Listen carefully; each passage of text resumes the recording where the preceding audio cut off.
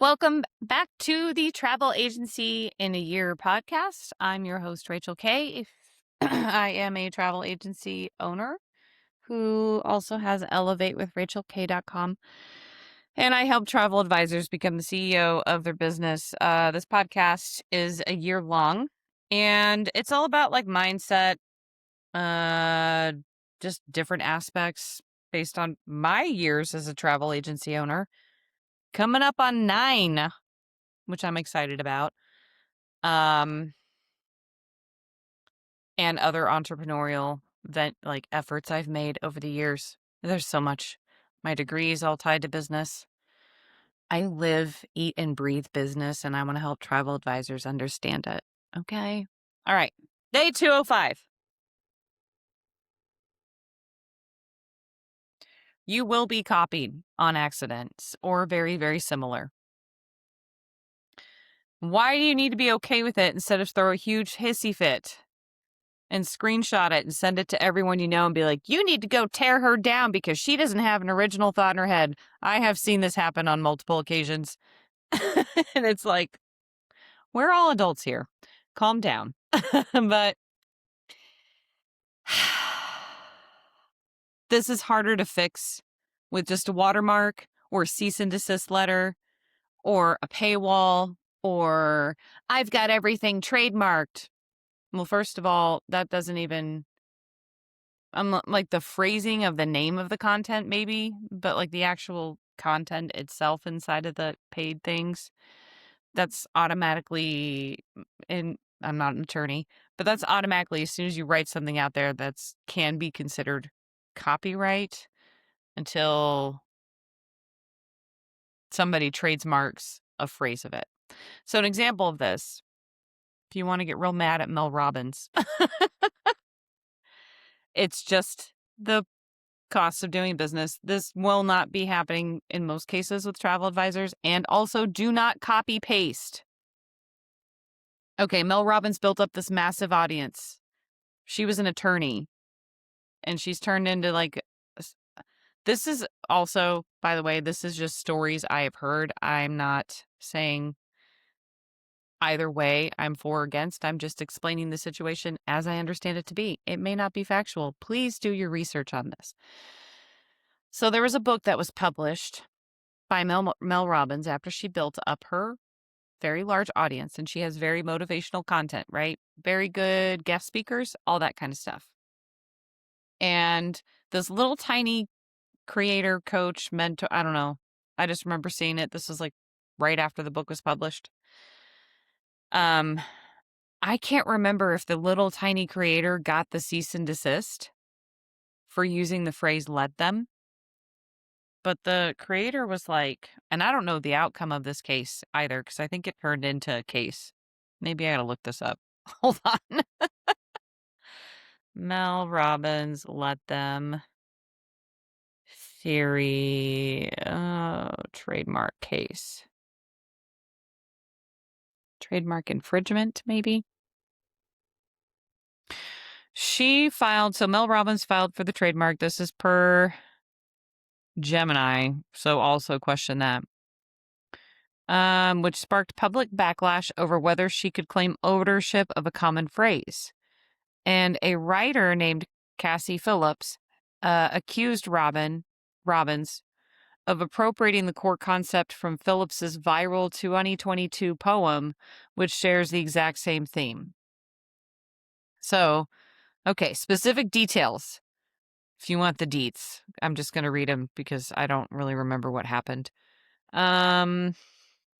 Mel Robbins filed for the Let Them Theory trademark in July 24 to protect it across educational services, journals, and merchandise.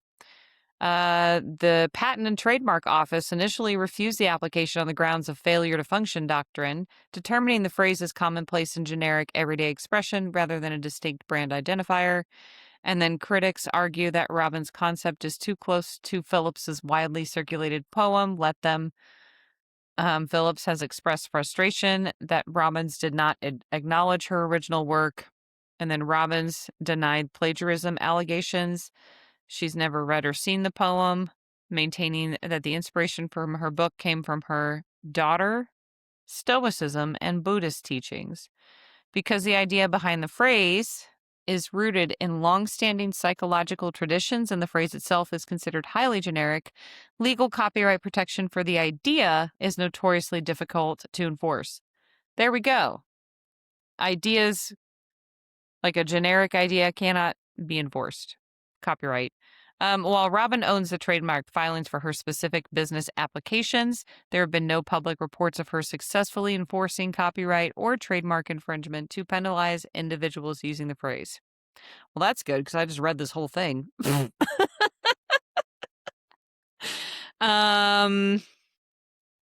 Okay, I thought it was more of like a lawsuit thing. I clearly was not paying attention back then. Anyway, learning.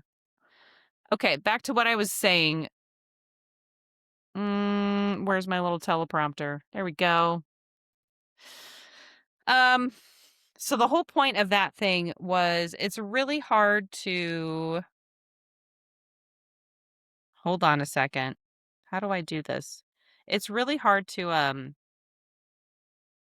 for ideas and things like that. It's really hard to enforce trademark infringements, especially if they're like general principles. Like if you have a packing list that's like, don't forget to pack multiple bathing suits when you go to the Caribbean, you can't enforce, you can have a trademark on the name of it, but you can't enforce that idea because that's pretty general knowledge, right? Or like make sure you have a passport. Like if that's your stuff, you can't really enforce it. There's no original different frameworks. If you're just reading stuff that you learned over the years and didn't really spin it in your own way, if you're just like, this is this, this is this, this is this, inside like your mini courses, there's no legal standing because you're just teaching basic stuff. Like, okay. Anyway, so you shouldn't be that concerned. However, that you missed it. Yesterday's episode, I was talking about this advisor's lead magnet that was really, really good. And it was more the copy itself was like really, really, really enticing to get someone to book with them. And that's where a problem can be. Okay. If it helps at all, sorry, went on that rant. This is not unique to you or me or travel advisors in general or any small business owner. Like every industry that has any sort of visibility online deals with this. Chefs see their recipes reposted. That was a thing a couple weeks ago. A chick tried to say because she had a recipe in a cookbook and this other chick just randomly made a similar recipe that she thought she got from somewhere else. She tried to sue her for it. And it's like, no, this is like from Good Housekeeping 1985. Like, this is not your original work, right? Designers see their layouts recreated. Hello, Pinterest. Coaches see their frameworks repackaged with new names on them.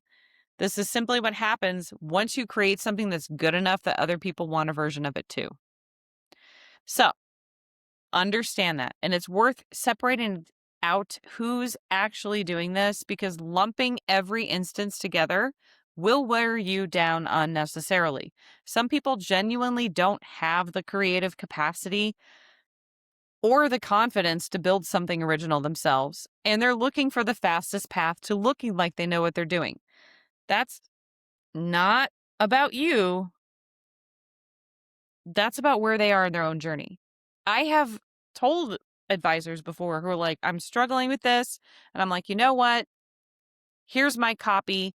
When you figure it out, you can change it.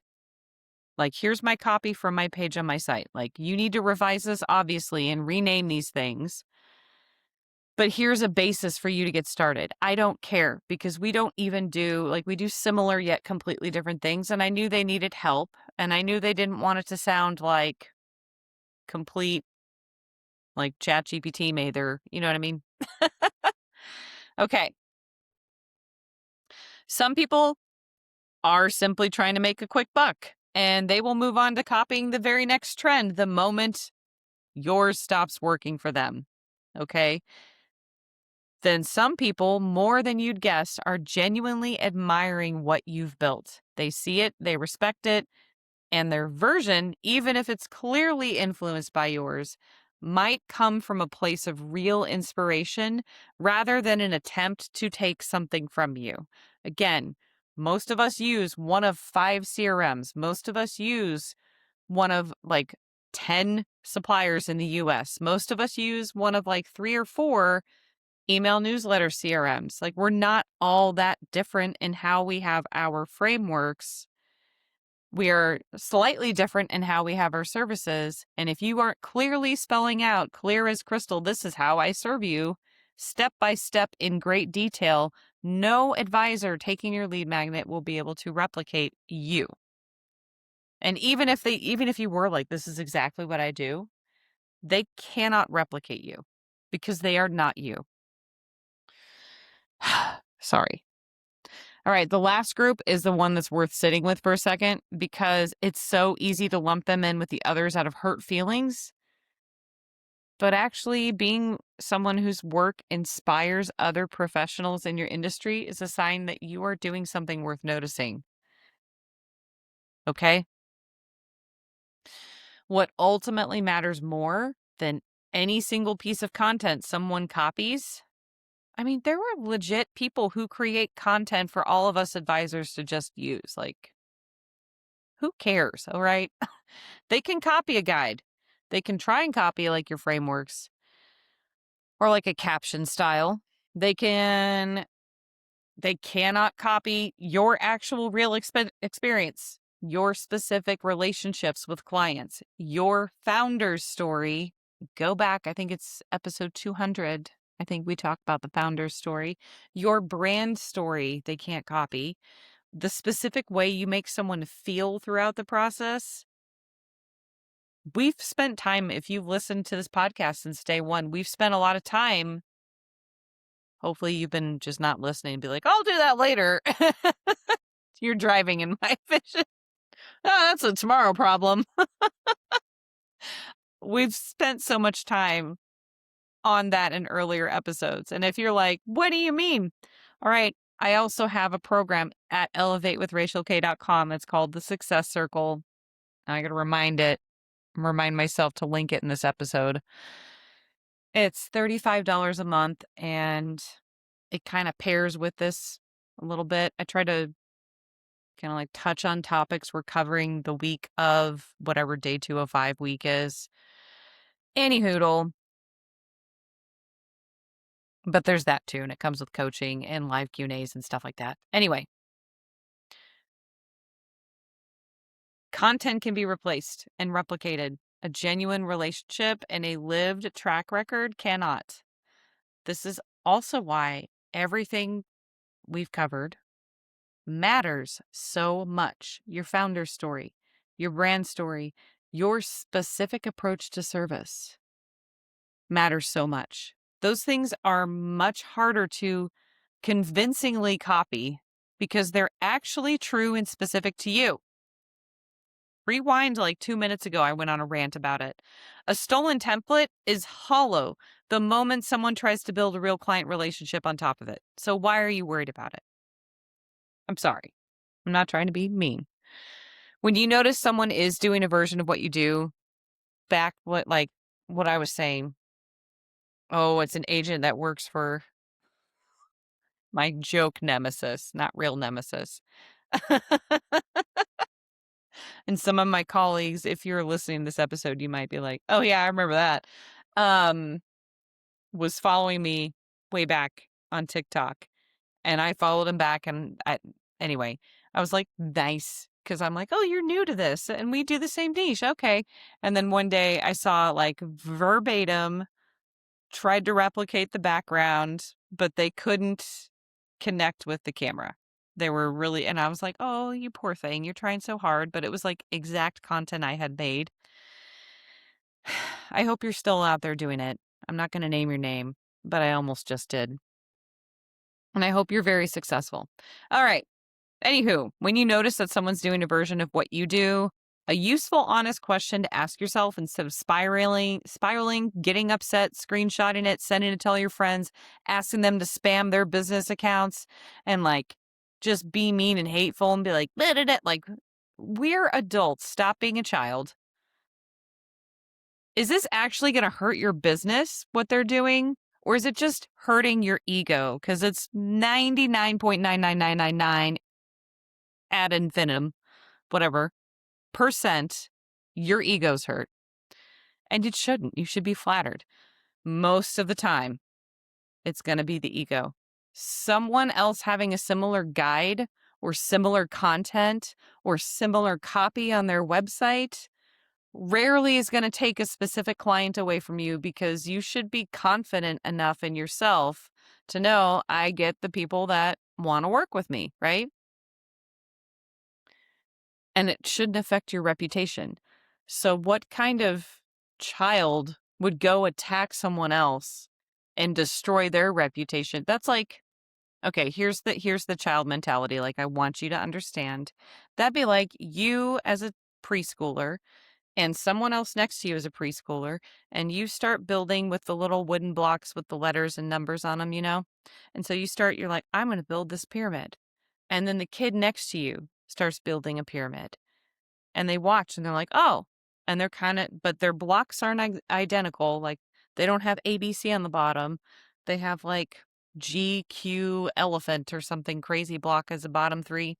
There's three in my head. Are like, what kind of child would just smash the pyramid of the other kid? Someone who's very needs a nap, probably. You know what I mean? Like, or maybe if it's like a little 2-year-old versus a 5-year-old, it's like, oh yeah, I'm going to build the same thing. And the 2-year-old's building, and then the 5-year-old's building, and they get to have maybe nicer blocks because they have better fine motor skills. I don't know the situation. Or they can like pair the different blocks if they're different shapes. I'm thinking of this block set I had as a kid.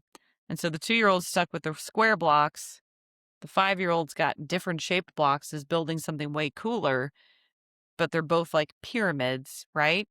With the 2-year-old might smash what the 5-year-old's doing and cause a fight because their ego is hurt, not because the 5-year-old's doing anything to them. I hope that made sense. All right. If it's genuinely more than that, if someone has taken something of yours word for word, profiting directly from it, that's when practical steps from yesterday's episode can matter. Make sure it's documented, address it directly if appropriate, lean on the protections that you have built in, like keeping your best work behind a paid offer rather than just out in the public, open, fully public. Okay. That wraps up this 3-part stretch. Knowledge-based services as a possible additional stream. Actually, no, it's not. I added to it this freaking teleprompter. Stop. We're going to clear up charging the premium mindset, and we're going to do a little bit more mindset to like really get your ego out of the business, because like today's example, like, let's step away and detach ourselves from our business, because our business isn't our identities, even though a lot of us are like, travel agent, blah, blah, blah name. You know what I mean? But it's not your identity. All right, that was day 205 of the Travel Agency New Year podcast. I hope you have a wonderful day, and I will see you tomorrow.